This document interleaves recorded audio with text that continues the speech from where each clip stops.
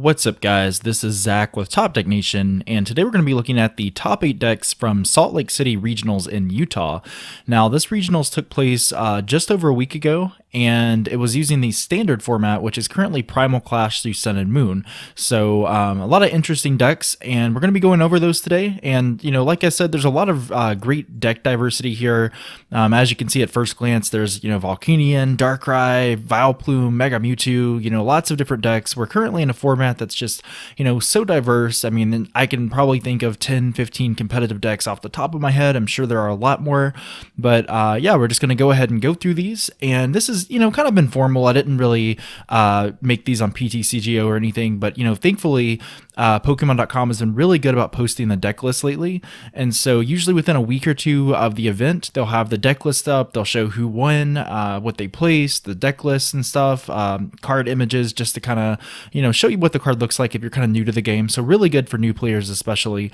But yeah, we're going to go ahead and start. So the champion was Mike Nui, and he piloted Volcanion, which I have to say is one of my favorite decks in this format. I'd have to say my favorite is probably Greninja, but Greninja isn't all that competitive right now. I love Greninja, I love the strategy and everything, but, unfortunately, we're still in that format where these big basics dominate. Anything that you can get completely set up by the first or second turn, that's the kind of format we're in right now. Things like Max Elixir, just kind of drive energy acceleration and stuff like that. So, kind of hard for evolutions to compete, but Volcanion here is really strong if you're looking for a deck that is, I don't want to say autopilot because, I don't want to hurt Mike's credibility whatsoever because I'm sure he's a skilled player.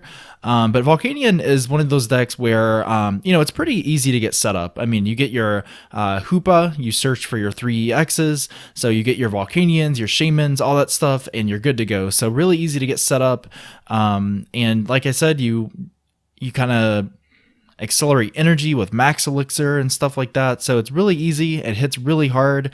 But as for the Pokemon line here, it's a really classic, 4-3-2-1 line of Volcanion EX, the baby Volcanion, 2 Shaman, and Hoopa EX. And, this is a Pokemon count that is, pretty standard. I've seen some decks that play like Entei or Flareon, stuff like that. But if you're looking for a kind of bare bones, streamlined kind of version of Volcanion, this is pretty much the way to go. I mean, it's pretty much kind of like your skeleton list. You can always add more stuff, but this is the bare minimum I would think is good in Volcanion. He opts for 12 energy, which is pretty standard if you want Max Elixirs to hit. I've seen decks play 10 to 11, but you're kind of risking whiffing those Max Elixirs. I've even seen some people play upwards of 13 or 14 energy. And if you have the room for it, I mean, definitely try it out. But I think 12 is probably the bare minimum you want to try for any deck that plays Max Elixir. And, besides Max Elixir, you have that benefit of using Baby Volcanion. His Power Heater attack does 20, and then you choose 2 of your bench Pokemon and attach a Fire Energy to each one from the discard. So I can Ultra Ball my Fire Energy away. I can use Scorched Earth, which we'll go over in a second, to put energy in the discard, and then you put those energy on Volcanions, or, I guess if you're really desperate, you need something to retreat with, maybe Shaman or Hoopa if you're afraid of that. So yeah, I mean, pretty straightforward strategy. Really easy to get energy on the board in this deck. And so it's really hard for decks like Quad Lapras and stuff. Even though it's hitting for weakness and everything, it's really hard to knock off energy when you just keep accelerating it back on. As far as our supporter count goes, really straightforward here. We have 4 Sycamore, 2 Lysander, 2 N, a Fisherman, Olympia, and Pokemon Ranger. So all of these kind of contribute to the deck in some form or another. I don't consider them really techie because they all have a purpose in the deck. The Professor Sycamore, of course, your best supporter in the game. Your Lysander, it's going to bring up knockouts, or bring up Pokemon for cheap knockouts, I should say, like Shaman, things like that, anything that's damaged. In is great early game, shuffle stuff back in the deck, draw 6 cards. Late game, it's even better in some situations because, if your opponent has 1 or 2 prizes left, you can disrupt them and hopefully get set up in time to beat them. Fisherman is great to get energy back in a pinch, especially when you can use Volcanion's Steam Up ability and get a bunch of energy in the discard and power up your attack. So really good. Olympia is an interesting choice. I love playing Olympia in my builds. I know it was kind of debated about originally when it first came out because, things like Floatstone, Escape Rope, they do get the job done. But I think this is probably there for those Decidueye decks. It's so easy for the Decidueye player to Lysander up a Volcanion with nothing on it, and then they just spread damage around and take a victory that way. And it's going to take you 3 turns to power up Volcanion, and what happens is that you'll get 2 of the energy, and then they'll just bring up another Volcanion, and it gets to the point where you just kind of you can't get enough energy on the board because you're item locked. You can't draw through in your deck or anything. So Olympia kind of gets around that. It gives you an extra turn of healing as well as switching. So I like that a lot. And then finally, Pokemon Ranger. And, Pokemon Ranger is just there for Volcanion EX. Normally has Volcanic Heat. It can't really, you can't really attack next turn. And Pokemon Ranger kind of takes that effect away so you can attack. And it's also good against things like Jolteon or Regice, things that normally can't be hit by basics or EXs. So, pretty straightforward supporter line. As for the stadium count, I love this because it's 2 Scorched Earth and 1 Perilous City. Now, Scorched Earth is incredibly underrated in this deck. I know a lot of people like to play things like Skyfield, but Scorched Earth is just really ideal. You're getting energy in the discard to power up your baby Volcanion's attacks, you're drawing extra cards a turn. And again, this is a build that is really geared toward countering Decidueye. I mean, on paper, you might think fire just kind of beats grass, but not necessarily. Decidueye, the item lock factor, the damage counter spread, it's really a 50-50 matchup here. And so Scorched Earth will do a lot of work in this kind of matchup. And, it's a really great addition to Volcanion decks for sure, especially against those Decidueye decks. So you can still draw cards even if you're item locked. And then Perilous City is just great in general because, you have good matchups against Mega Rayquaza, Mega Gardevoir, but this pretty much kind of seals the deal. Putting them to 3 Pokemon and you're doing big loads of damage, they can't really keep up with that, even if they play Skyfield. Max Elixir is pretty much the staple of the deck here. It's what holds the deck together because it gets energy all over the board. And I really like this because it just kind of steamrolls your opponent. If you can get a couple Max Elixir on the board, attach return, you're already good on the first turn of the game. Next turn, you can just take knockouts. And, even if they damage you, the next turn, you probably take another knockout. I mean, it's just hard to come back when your opponent has 1 or 2 energy on the board and then you have like 5 or 6 energy on the board. Really hard to come back from that. 4 Ultra Ball, of course, to search your Pokemon. 4 Verse Seeker to get your supporters back.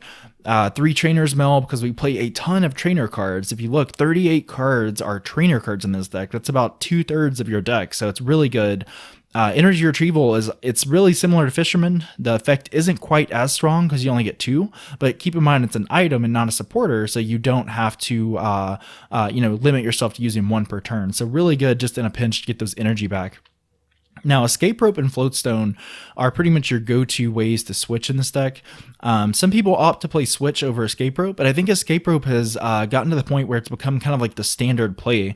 And it's because it's kind of like a pseudo Lysander. It's not Lysander completely because your opponent gets to choose, but in a lot of these situations, they might be setting up something on the bench or have something cheap, and you don't want to waste the Lysander, so you play Escape Rope, you switch out, and you can get a cheap knockout. So really good in that situation. And then Fighting Fury Belt, he only plays 2, but 2's kind of become the norm because, you don't really want too many. A lot of times you'd rather have Floatstone on here instead. Keep in mind that the next set is going to bring Tool Removal back with Field Blower, so Floatstone, Fighting Fury Belt, you'll have to watch when you put them down. It's possible that Choice Band might actually be the go-to choice after this because, Choice Band is doing more damage. It's doing 30 more damage against EXs and GXs, and in my opinion, it makes the math a lot better because if you think about it, Baby Volcanion's doing 20, so if we add 30 from Choice Band, that is 50. And if we can steam up 4 times, that's another 120 damage. So that's 170, which is enough to knock out pretty much any EX. If they have Fighting Fury Belt, we knock it off with Field Blower, and we're good to go. So next set, Volcanion is probably going to be a lot better. And it gets Turtonator GX, which lets you attach 5 energy from the discard. So Volcanion, it's a good thing it's in a 10, otherwise it'd be worth a ton of money, but it's definitely a card you should try out if you're new to the game. Pretty straightforward strategy here. And then as for the last card, we have Enhanced Hammer.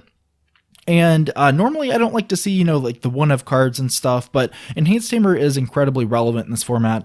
There's a lot of decks and stuff like Darkrai, Giratina, Salamence, Mega Mewtwo. A lot of decks play special energy, so it's never a bad thing. If you have a good, consistent deck already, you can definitely afford to squeeze in techs like this because Enhanced Hammer definitely does a lot of work. Now, as far as the runner up here, and I'll try not to take quite as much time, it's just that I really like Volcanion. We have Turbo Darkrai, and Chris Siakala, he ran Turbo Darkrai. Ultimately lost to Volcanion, I guess, because I would think Volcanion's a little bit of a poor matchup just because, you're trying to get set up and you're only doing 20 more damage per dark energy. And then Volcanion is just going to town. It's doing 200 plus damage if they can get enough energy, discarded from your hand. But, if you want a very safe choice, a very consistent choice that has pretty solid matchups all around, this is probably the deck you want to get. It's not reliant on abilities, so Garbodor doesn't really wreak havoc on you. People aren't really playing fighting decks, not in standard anyway. So, this is a really good deck in general. We have Darkrai, we have Yveltal. I guess the card developers, they don't want Darkrai to die, right? He's been in the format since since I've been playing competitively, which was like 2011, 2012. So, we're going on 5 or 6 years in the format. It's pretty insane. The attacks are different, but he's still a dark type. He's still a synergy with dark types like Yveltal. So pretty much the same in my book. But Darkrai has this Dark Pulse attack. It does 20 damage plus 20 more for each dark energy attached to all of your Pokemon. So as you can imagine, with things like Max Elixir or using Oblivion Wing, which attaches dark from the discard, you can do a ton of damage really, really quickly. He plays Hoopa and a Shaman, and for Darkrai is very, very consistent. You're going to have lots of Darkrai on the board, and you should have no problems getting set up with this deck. It's a really consistent list, and that's why you play 12 Dark Energy as well. The same logic as the Volcanion deck. Supporter count, pretty much the same here. We see a Hex Maniac that's a little bit different, but again, that's really there for things like Volcanion, Greninja, although that's not really seen much played, Decidueye. Just that one turn of items can make a complete difference because you can search your deck out and get Ultra Ball to get your Pokemon, maybe get Escape Rope, experience shares on the board, stuff like that. So it really makes a big difference. And I love the fact that he used Team Flare Grunt because this is incredibly relevant. Combined with Enhanced Tamer, if you have a turn of items against like Decidueye, you can completely stop them from attacking because you can knock off the grass and the DCE. 2 Silent Lab, 1 Parallel City. I like this combination. If you checked out our Sylveon GX video, which we just posted yesterday, it's pretty much the same stadium count here, and I think it's really good because Silent Lab is shutting off a lot of stuff in the game. It's shutting off Volcanion, it's shutting off Shaman, Tapu Koko, and Tapu Lele when they come out, so really relevant. And then the rest of the deck is pretty straightforward. It's almost like Volcanion. Everything looks pretty standard. The only differences I see are Experience Share and Switch. And I think Switch is there because you play Experience Share. You want a way to switch those Pokemon out just in case because there's not tool removal right now. And then the the Experience Share in general is just good because if something gets knocked out, those energies remain on the board. So Darkrai's attack is still going to be doing a ton of damage. So that pretty much covers the Turbo Darkrai deck, guys. And then third place here is Aaron Tarble. He's a pretty prominent player. He usually gets a world invite pretty much every year. Really consistent player. Decidueye Vileplume. So this is the deck to kind of beat right now. It's really notorious ever since John Kettler. He runs a blog called Hey Trainer, articles and blog posts and stuff like that. And, he pretty much came up with this concept of Decidueye with Vileplume and Lugia and Tauros and stuff like that. And it's pretty much stuck since then because it's extremely good. And Aaron Tarble kind of made it his own deck. He kind of changed a couple decks here, or a couple cards here, but for the most part, I would say 57, 58 cards in this deck are pretty much your standard deck. So it's a really consistent deck, a really established deck. And we have a 4-4-4 line of Decidueye GX. This is pretty standard because you don't want to prize any. And it's got that Feather Arrow ability. This is what makes the deck work. It lets you put 2 damage counters or 20 damage, whatever you want to think of it as, on any of your bench Pokemon or your bench opponent's Pokemon. So if you get 4 of these guys out, you can spread 80 damage every single turn. So really, you don't even have to attack if you don't want to, but of course, it's good to have that extra damage. Now, the 2-2-2 Vileplume line also kind of makes the deck what it is. Vileplume blocks item cards, which basically says that neither of you can play these item cards. You can't play Ultra Ball, you can't play Trainer's Mail, you can't play Floatstone. And this might not seem like a big deal, but it really is because, if you saw the Volcanion deck, a good 30 plus cards in their deck were item cards. To have half your deck completely shut off is a really big deal. And it might seem kind of counterintuitive to shut your own items off, but the whole point is to basically get completely set up and then lock your opponent with the item lock. So, oddly enough, it works because you don't play a ton of items. You play just enough to get yourself set up. And then we're going to be playing 3 Shaman just to make sure that we don't prize any, to make sure we get those setup abilities.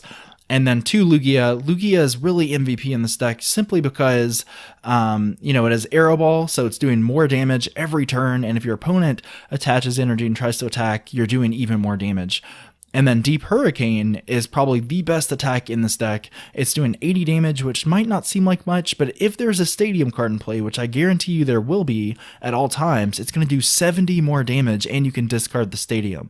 So 150 damage, plus a few of these Feather Arrows, and suddenly you're doing 210, 230 damage. So even if they have a Fighting Fury belt, that is going to be a knockout. Now, the final edition of this deck is going to be a Mewtwo, and that's going to be really interesting here. The Mewtwo is, a great addition because of the psychic attack.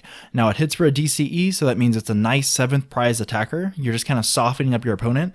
And it does 20 damage plus 20 more for each energy attached to your opponent's active Pokemon. So it's like a weaker Arrow Ball from Lugia, but the great thing is that it's good against things like Mega Mewtwo. So, really interesting card choice on his part, but I like it a lot because I think Mega Mewtwo will see a little more play soon. Things like Espeon are seeing play, so I think it's really relevant. As far as his energy, it's just a simple 4/4 count. We have 4 grass, 4 DCE, so just enough to get your attacks off. And, keep in mind, if you run out of energy, you can always get them back using Decidueye's GX attack, which gets you 3 extra cards. Now, as far as our supporter count go, we just have 4 N, 4 Sycamore, 2 Lysander, extremely streamlined, extremely just, kind of like a core strategy thing going on here. Nothing techie, basically. We don't have Olympia. We don't have Hex Maniac, Pokemon Ranger. We have whatever it takes to get us set up and whatever it takes to get, a knockout. And that's all we need in this deck. Forest of Giant Plants, I should say. It's going to let you get your Decidueyes out, your Vileplumes out. So really good. You have to have 4 if you want to get that out the first turn or so. And then the rest is pretty straightforward here. We got our search cards like Level and Ultra Ball, Trainer's Mail, and Revitalizer is great because it can get back Decidueyes, it can get back Vileplumes. If you have to discard stuff early on, you can just get that stuff back. So our 4th place semifinalist is another Turbo Darkrai deck. And I actually think 4th and 5th place, they're the same deck. I think they're 1 card off. One player actually uses Switch, and the other one uses Float Zone. But I can kind of combine those 2 together. That's just kind of preference.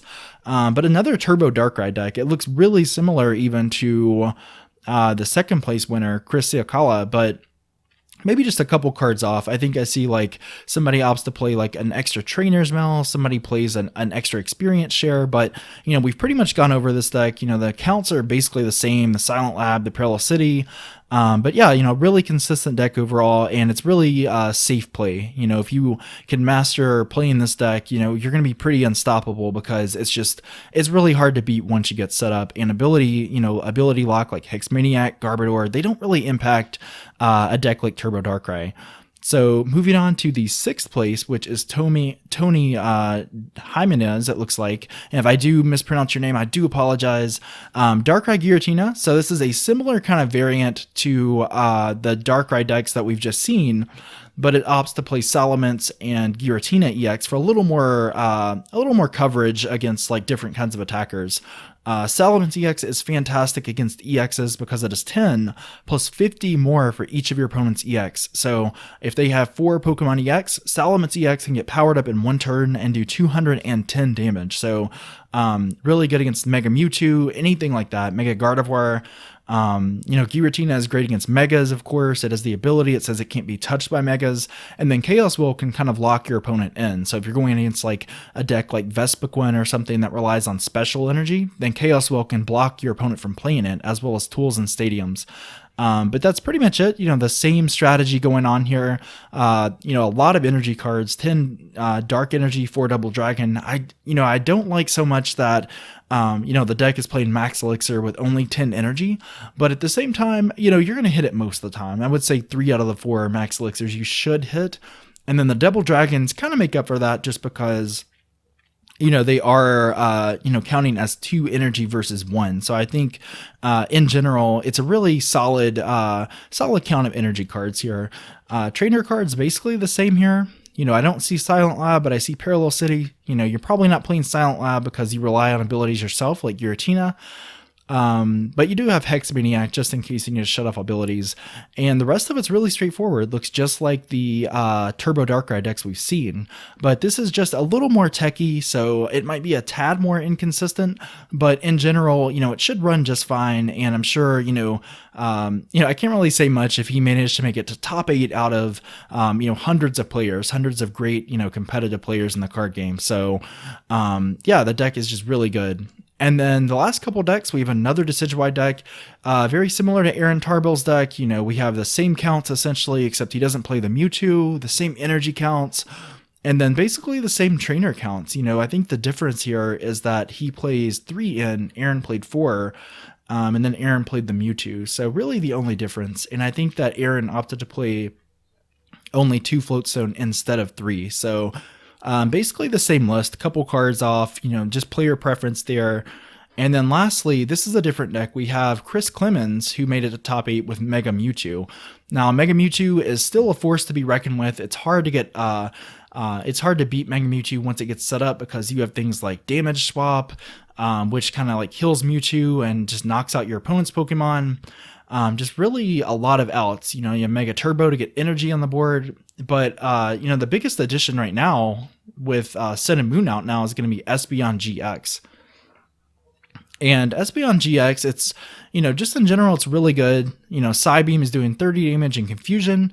So later game, maybe your opponent has to attack you, but you're out of cards and stuff. So, there could be the chance that they flip Tails and it buys you an extra turn.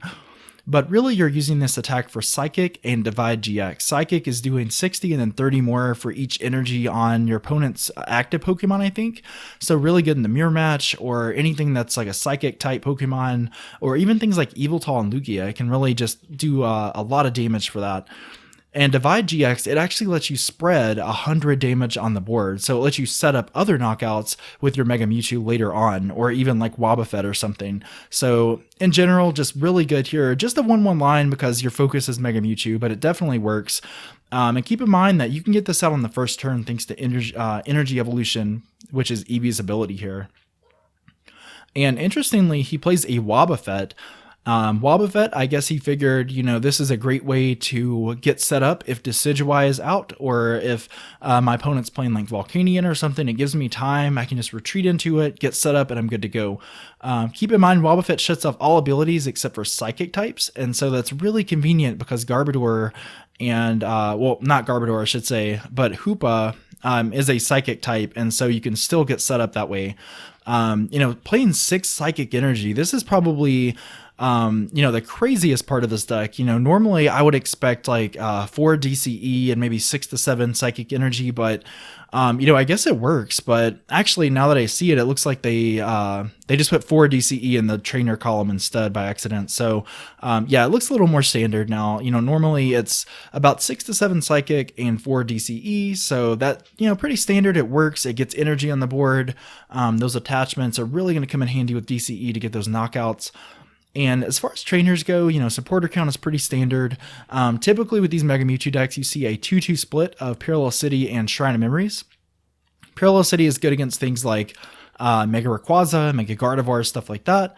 And then Shrine of Memories, of course, it lets you use Damage Swap, which basically heals your damage and then puts all that damage on your opponent's Pokemon. And then, something else to keep in mind is Parallel City is good against yourself. I keep mentioning Mega decks, but in general, it's good against yourself too sometimes because you might have like Shamans and Hoopas. They're basically liabilities on the bench, so if you can get rid of those, you are in good shape. And then finally, we have Mega Turbo. That's your energy acceleration, so kind of like Max Elixir, but only works on Megas, and it's from the discard versus the deck. Spirit Link, Floatstone, pretty standard, and then Super Rod to get the energy back. But that is pretty much it. Mega Mewtwo definitely did well. It didn't make any other placements here. It looks like we had like 4 Darkrai variants, a couple Decidueye, Volcanion, and Mewtwo, but that's still really diverse. I mean, that's 4 or 5 different kind of deck archetypes going on. So, as you can see, we're in a pretty diverse format here right now, guys.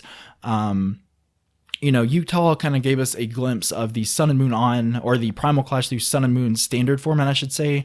But we do have Guardians Rising coming out in May. It's coming out in just a couple weeks, so it's interesting to see how the format's going to change. I think there's going to be an expanded regional really soon.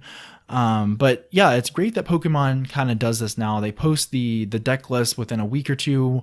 The decks become public knowledge. You don't have to necessarily, completely net deck them like a lot of players in the community. It's kind of debated. Some people frown upon it, some people don't so much. But I think it's good that these are available because it kind of gives you an idea of the mindset of these competitive players, and that way you can kind of modify their list to your liking, tweak them, make them a little more original, make them to what you personally like to play. But, we're going to have more coverage on this kind of stuff, guys. So be sure to let me know in the comments if you enjoyed it. If there's anything I can change, just give me the feedback. I am more than welcome to it. And, be sure to check out our Sylveon deck as well. We're going to be covering Guardians Rising decks. We're going to have a Alolan Ninetales up tomorrow, and then a match, hopefully Monday or Tuesday, featuring Ninetales versus Sylveon. But in the meantime, this has been Zach with Top Deck Nation. Hope you guys enjoyed this video. Thanks for watching so much.